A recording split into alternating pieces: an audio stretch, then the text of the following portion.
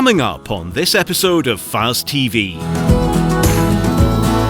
Harnessing science to improve land. Managing the dairy transition period. And outwintering cattle on Kale.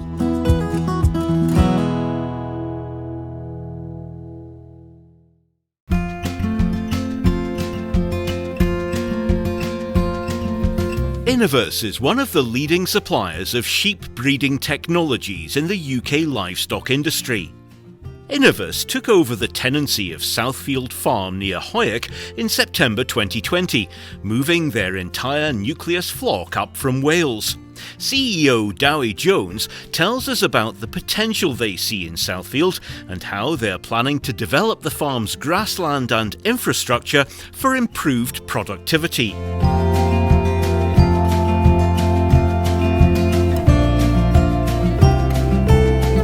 The whole idea here, and hopefully for lots of other farmers, is that they really use their land better. So instead of renting lots of ground here, there and everywhere, it's actually focusing on what we have and trying to make that work harder for us. And for that to work, we need to get the nutrient status of the soil right. So we start there. So everything starts at the soil and works up from there. And then we put an infrastructure in place that enables us to use that. Because I think that's the other place where we fall down, is that we grow lots of stuff, but we don't use it very well. So it's that combination of getting the soil health where it needs to be, intensifying parts of the farm, and actually not other parts of the farm, and using those other parts for some really good, shelter, for some wedging up of grassland into the winter, so we can have some deferred grazing. And we've actually zoned the farm, so we know the different parts of the farm in terms of the soil types. It was no surprise, probably, pH is down to sort of low 5s, so we knew that a lot of lime was needed. So this farm's had about 850 tonnes of lime in the first year. There's another 50 odd tonnes or 54 tonnes, I think, destined to go down now. But we know that, we're going to need a gradual process with that, and there's no point in us doing some of this improvement until we've got that pH right. So although we could use prilled lime, which we have done in some fields to try and get the crops right, normally we're waiting that 18 months before we actually start doing improvements to get the benefit of it. As a farm, we predicted, I think, that it needs about a tonne of lime per acre every 3 years. That'll be its maintenance requirement because of the acidity of the area. So again, that's something that we just budget into the farm going forward. We've got about 55 acres, I think, of kale and Swedes this winter. We had 35 acres the year before as we were coming in. So we're using that really to improve the soil structure, fertility, and also then, because we're strip grazing behind fences, it gives us that ability to really focus on those areas. And then we reseed in the spring, although it was quite late this year with the way the season went. And it gives us the ability then to get some really peppy reseeds in. So again, we put herbal A's into that. We get the benefit of things like the plantain for the first 2-3 years before they phase out. But if it's a decent lay with plenty of clover in anyway, we still got those. Rotational grazing plays an important role in contributing to land improvement. It's very much going back to those good old days of the hoof and tooth, really, in terms of rotationally grazing, using lambs. The sheep in this farm rotationally graze all year round other than at lambing time. So they set stock for 3 weeks of lambing. Other than that, they're actually on rotation all the way through. So we subdivide all the fields and subdivide the subdivisions to actually get the right number of cells ahead of them. We also then, in the hill, on the rougher grazing, use exactly the same approach where we're going through in segments. And again, so we're concentrating dung into areas and actually improving the soil structure by doing it, which is why really the other part of that was subdivision. Because the average field size in this place was 7.5 hectares, but there was quite a lot of fields that were 18, 19 hectares, 40-acre fields. So there's quite a lot of fencing going in to split those and put in the way that we can actually split them again with temporary. So it gives us the ability, the target field size we were trying to get to was 3.7 hectares. And we geared that back from having 200 ewes with lambs, what their grazing requirement was for X number of days in a field. And then obviously along with that goes the requirement for water. Otherwise, we're chasing our tails all the time, actually trying to get water into places. So a new water system's been put in. And again, with a view of actually having enough capacity to deal with those bigger groups, so maximum of 200 ewes with twins, or a dry group of ewes of 700-800 moving through stuff. So I think 17 cubic litres, or we were looking for about 12 litres per minute in terms of flow. So that meant we've tried to tap into natural springs here, into 5,000 tanks, then up to a header tank of 20,000, and then pipe down gravity to the rest of the farm. And Hamish has made absolutely sure that the troughs are placed in the middle of fields, so he can actually go off them and split fields into 4. So it gives us the ability to actually, really hone in through that summer grazing. Dowie and the team have a clear plan for how to best utilise and develop their hill ground. The hill pasture is a brilliant resource for this farm because it's nearly 200 acres of, really dry, free-draining soil. So it gives us this ability to wedge up grass for deferred grazing right through those deepest, darkest winter months that cost a lot of money normally to feed. So we can actually make silage, feed it up there with deferred grazing. And Hamish has been subdividing the hill as we go. So instead of just grazing it as one block, we've actually been putting fences up and putting 6 or 7 segments. So he's been passing through those, so it enables us to actually graze at the right time and not overgraze. So again, it's just a brilliant resource for us there that absorbs all these sheep in those expensive months. And then after those ewes come back down into the sort of the pre-lambing paddocks, ewe lambs go up there, so it's a perfect fit for us really. So we wouldn't want to lose that by any means, and we don't want to do too much to it at this stage, other than actually enhance its sort of nutrient status up there. Probably in time we will look, as we improve the quicker return fields, because that's the principle. We invest in this lower stuff that's actually got more potential for us, because we've got about 14 inches of soil down here, whereas we've got about 5 or 6 up there. So we've got an ability here to actually really improve and get a quicker response on this lower fields. And rotational grazing does that for us really. It's a great resource. It's like an outside shed up there for us. So hopefully we can build fertility up there through the winter. We can build fertility in the pioneer crops, and then the rotational grazing through the rest of the year does that for us.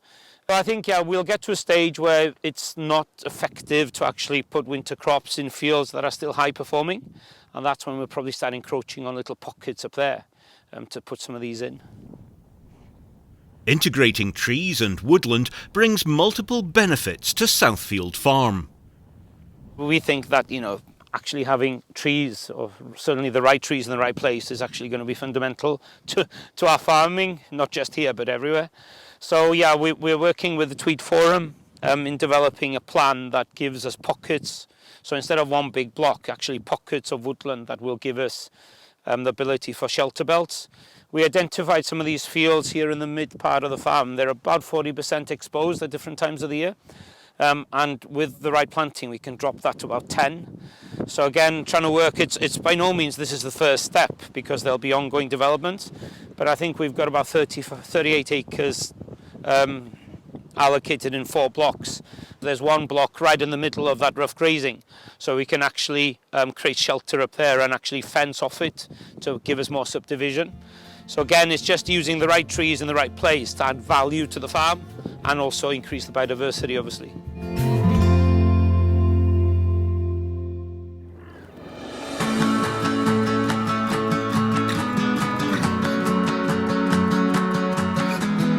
For dairy cows, late pregnancy and early lactation, or the transition period, is a crucial time.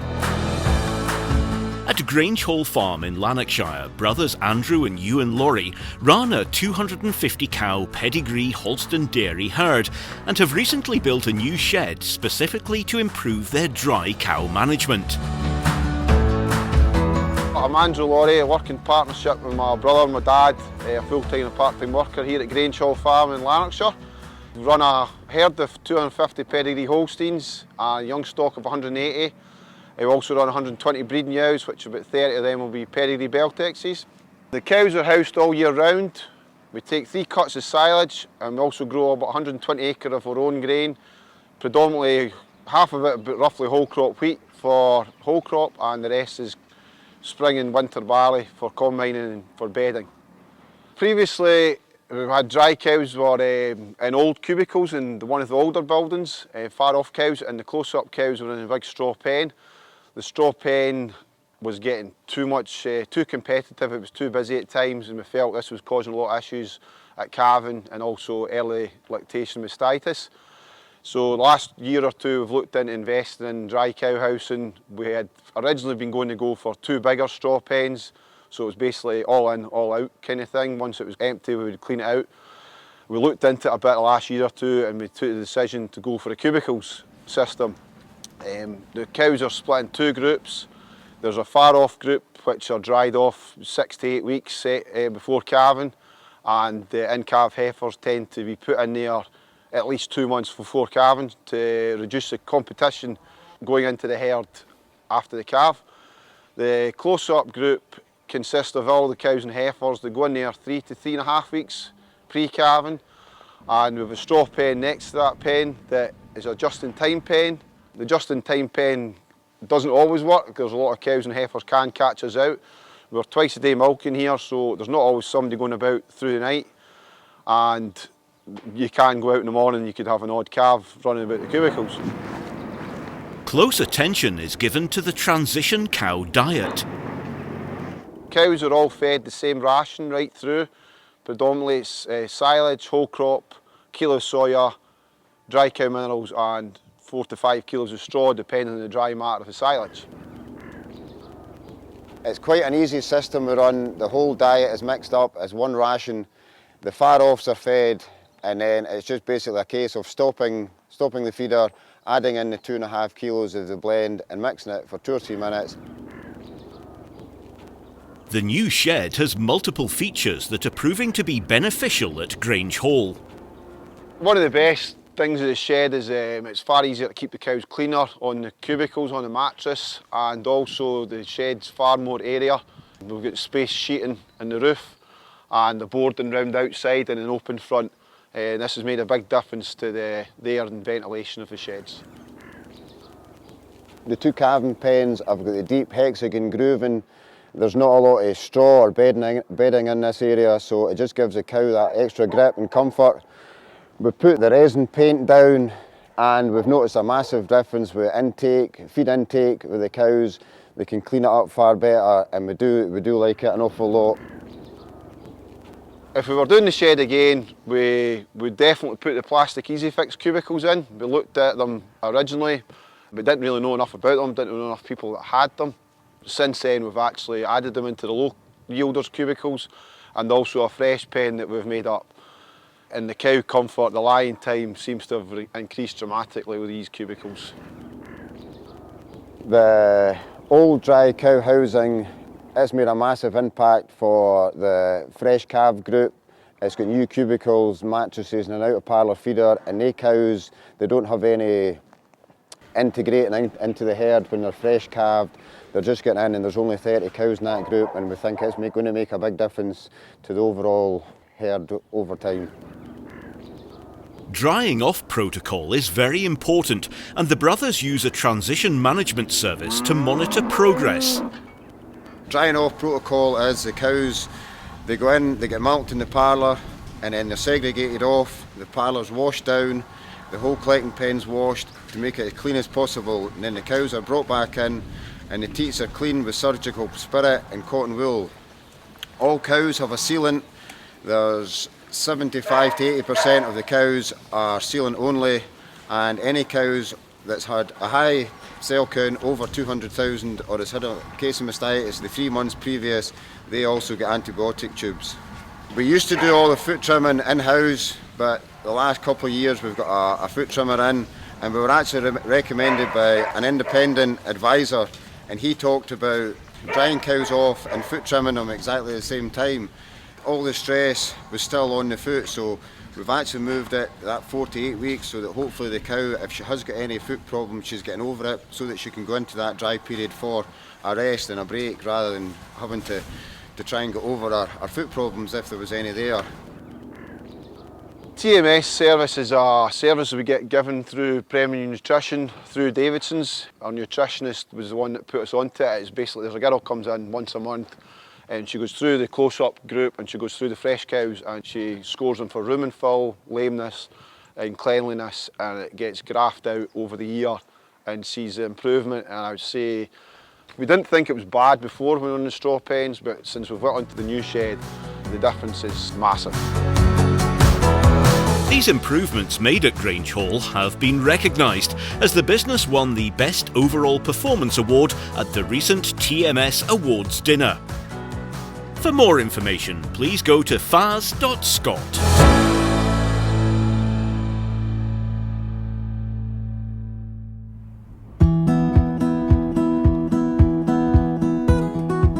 In December, we visited David Whiteford, who farms at Maxwellston Farm near Girvan in Ayrshire.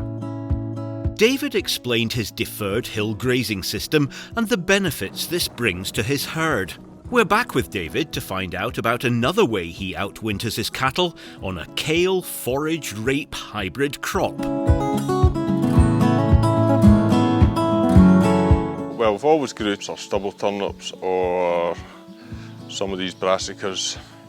The last 2 or 3 years we've tried kale. I think there's 45 cows. There's mainly spring calving heifers, which will be 2 in the spring, and the lean cows and the cows with twins. There's about 45 on 14.5 acres. We started grazing at the end of October, and that'll see us through into February for these cattle. Selecting an appropriate breed is very important for this outwintering system. We introduced Slayers maybe 3 or 4 years ago. We bought some heifers and we're actually breeding our own Slayer heifers out of Slayer cross Friesian cow that we buy from a local dairy farmer. These Slayers are hairier. We're calving them at 2, so they're not as big. We don't want a big cow for this system. It's going to make a big footprint. Definitely key having a hairy cow or a stabiliser or a Slayer or a blue grey or something that used to winter out.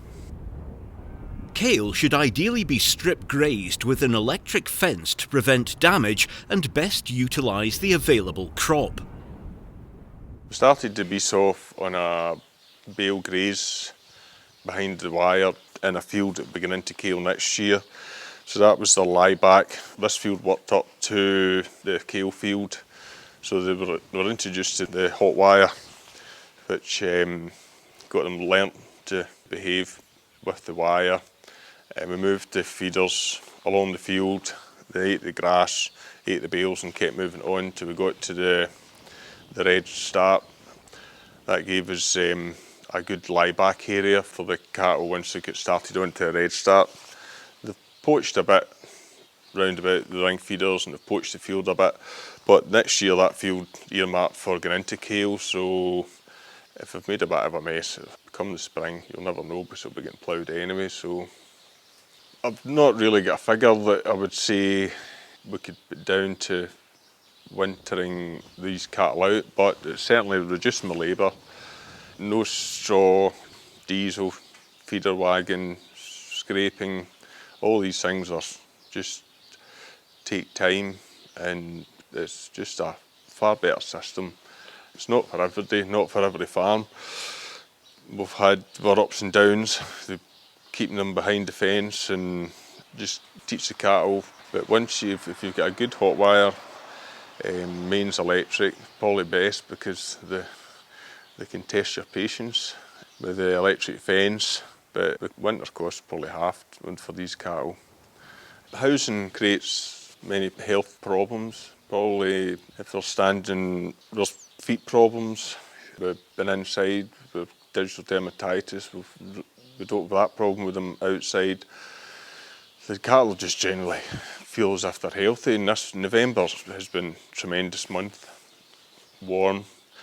We certainly don't have the pneumonia problems that we used to have in cattle because those cattle are outside and we spend the calves and let them outside, keep them outside for November as well, so we're not having the huge pneumonia issues we have to. We still vaccinate when we spend them and use quite wean tags, but these calves are generally healthier, and when they come in, the yearling calves will only been for 3 months, maybe not even 4 months at the most, before they're back out to the grass.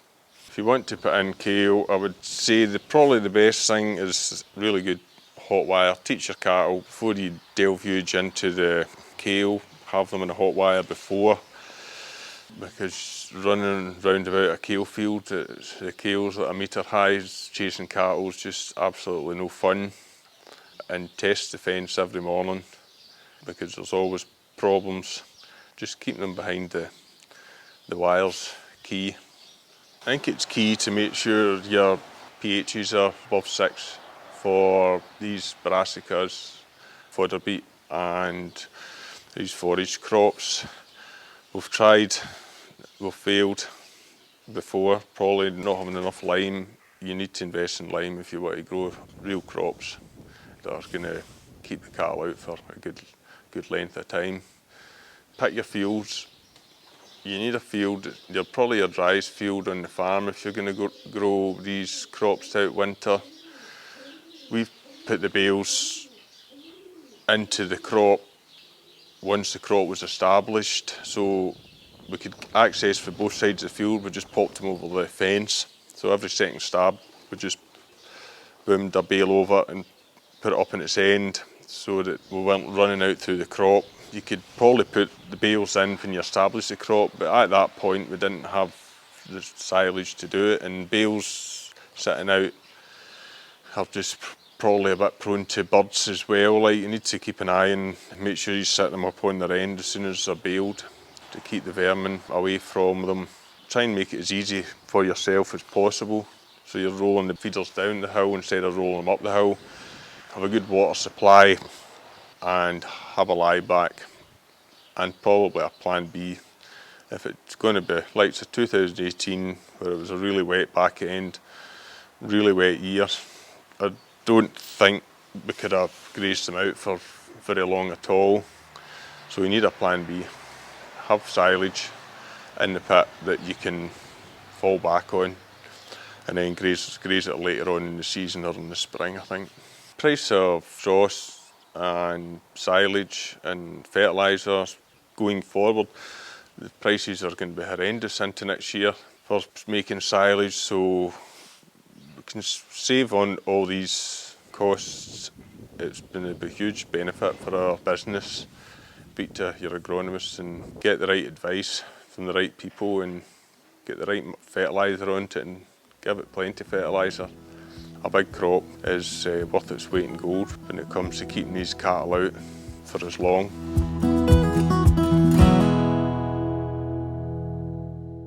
Happy New Year and welcome to this 2022 season of crop updates. And I suppose the better news for the 2022 season is just how well established and how good looking our winter cereal crops are at the moment. So for the most part, they went into nice, moist, warm soil conditions in the back end and have come through really evenly and are nicely established. The small downside to those warm conditions is just we've had very few frost days to clear up any disease. So, for example, the winter barley at our Lanark site now has low levels of mildew clinging on there. And we're here in Midlothian in front of winter wheat trials. And again, a similar story. So low levels of septoria creeping into the winter wheats.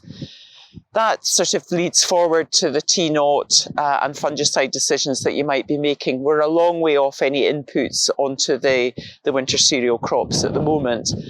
But those T0 decisions should really be based on the risk in those crops. It's not inevitable that all our crops will need T0 inputs. So really base that on the amount of disease that you're seeing as you're walking the crops and the varieties and drilling dates that you have in mind. And then make decisions about programmes based on that level of disease and risk that you're seeing. We're here in Midlothian in front of some of the oilseed rape trials that we've got. And again, this trial very typical of most of the crops that we're seeing around the country.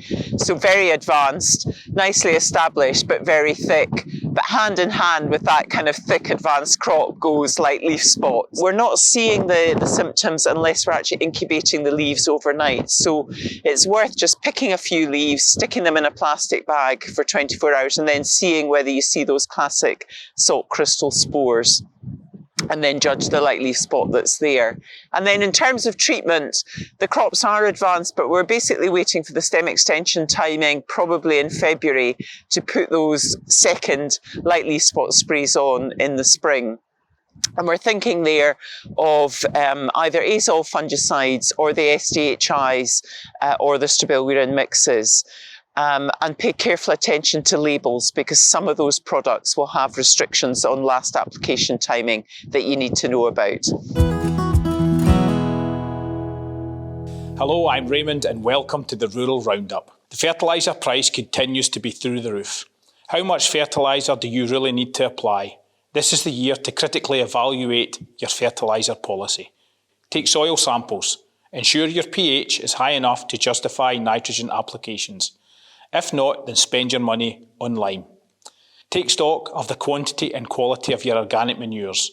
A slurry analysis this year could save you a lot of money. Prioritise your nitrogen applications to the most responsive crops and your most fertile soils. Low pHs and low P&K soils significantly reduce the availability of applied nitrogen. Be prepared to act quickly once you get a price for fertiliser, as availability and price can change daily. Plan ahead. If you're short of forage this winter, what changes are you going to make for next year? Prepare a nutrient budget to determine exactly how much nutrients you need to apply. Contact your local consultant or your industry representative for more information. Nature Scot and the Scottish Government have announced the Nature Restoration Fund. This opens this year and offers grants of between 20 and 100,000 for habitat creation or restoration, urbanisation, which is public access, hydrology projects, which is to do with water quality, coast and marine funding, and the control of invasive species and non-native species. Project proposals should be sent to Nature Scot if you're interested. Finally, there have been changes to the SAFO regs, which mainly affect slurry storage, and we will go into these in more detail in the next episode. Stay tuned for more from FAS TV and the Farm Advisory Service.